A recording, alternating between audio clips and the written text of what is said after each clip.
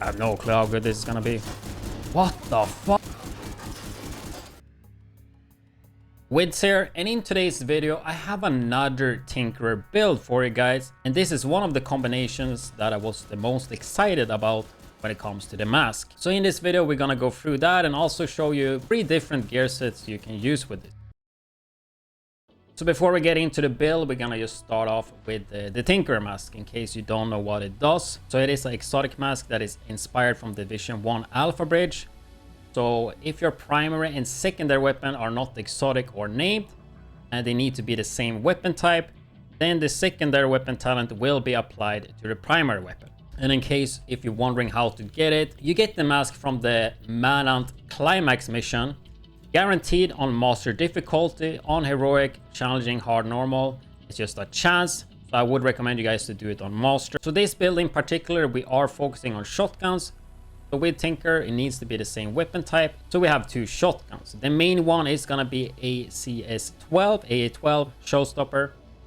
And we are using Brazen talent, which is really good. Gives you amp damage on the next shot with a weapon for each pellet that hits the target, as long as 6 pellets hit. So it's important that you hit your shots. Modded with crit chance, damage the target out of cover, and I only expertise it to 12 because I figure it will be a bit more realistic for most of you guys if I don't go level 30 on it. On top of it, I will save exotic component. So we have Brazen, and we combine that with Hummel, which is my favorite shotgun talent.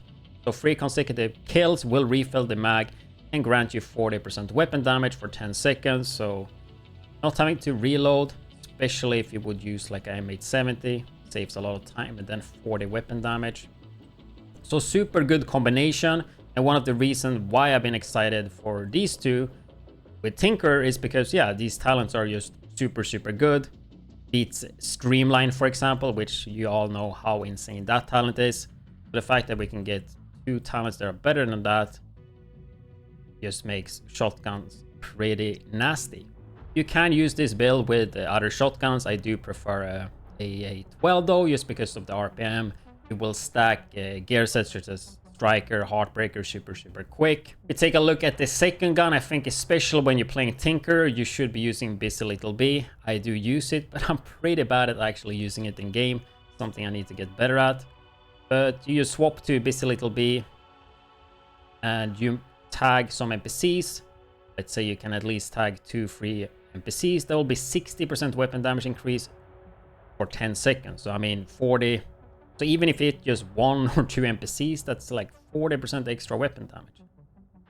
So you can just do that, start off the fight, and you will have extra damage. So if we take a look at the first build right here, which is with Heartbreaker, we have Tinkering Mask with the crit. So critical hit chance and critical hit damage focus, nothing new there. I have 4 blues and 2 red. You can do the stats priority however you want. But since we are using Heartbreaker, I would say the chest piece is mandatory because it increases the stacks. In case you don't know how Heartbreaker works, it gives you damage to AR and LMG, weapon handling, 15%, which is reload speed, accuracy, stability, and weapon swap speed. But what we're looking for here is the Heartstopper, which will pulse on headshot, and weapon hits on pulsed enemies add a stack of 1% bonus armor and 1.1% weapon damage to pulsed enemies. And this is max at 50, but we use the chest piece, right? So it goes to 100. And this is where the Showstopper shines. You just hit it once in the head, right? We get the stacks, and then just aimbot and you see all the bonus armor and how fast we stack up Heartbreaker, which is just insane. And that's why we're going with the AA-12. And the backpack we are actually using as well because it increases the bonus armor gain per stack from 1 to 2%. As you can see, the bonus armor is just crazy. Worth to note though that yes, you can play Technician spec and then you will get the linked laser pointer, and then you don't need to aim for head at all. You will just always pulse them right. But personally, I prefer to run Gunner. But keep that in mind, you can do Technician spec and we will take a look there later. Then lastly, I am using Seska knee pads for that critical hit chance. I did play around a bit with thermal, because I think thermal makes a lot of sense when it comes to shotguns, because it will basically give you furthermore range, but it just does not synergize nice at all when it comes to pummel, because if you manage to kill an NPC with thermal, it will not count for the 3 consecutive kills, right? So I decided to just not run thermal. Quickly just look through everything. It's crit chance, crit damage everywhere. I know you guys like to see this. But this is basically the first build.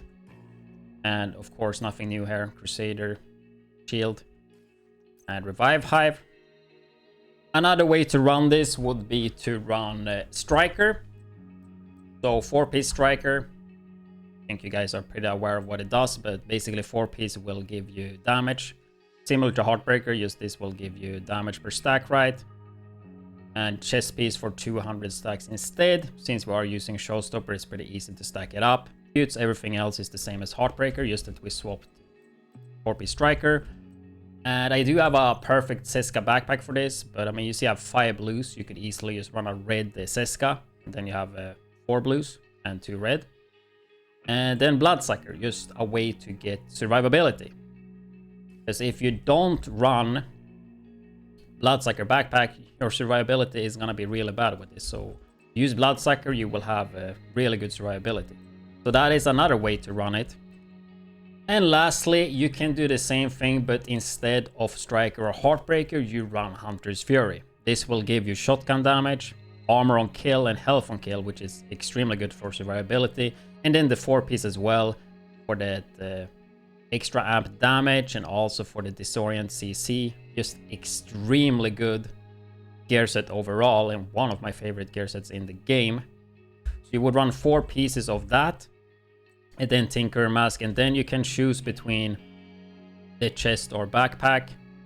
If you want to have more survivability on top of this, I would just run a Seska backpack with Bloodsucker.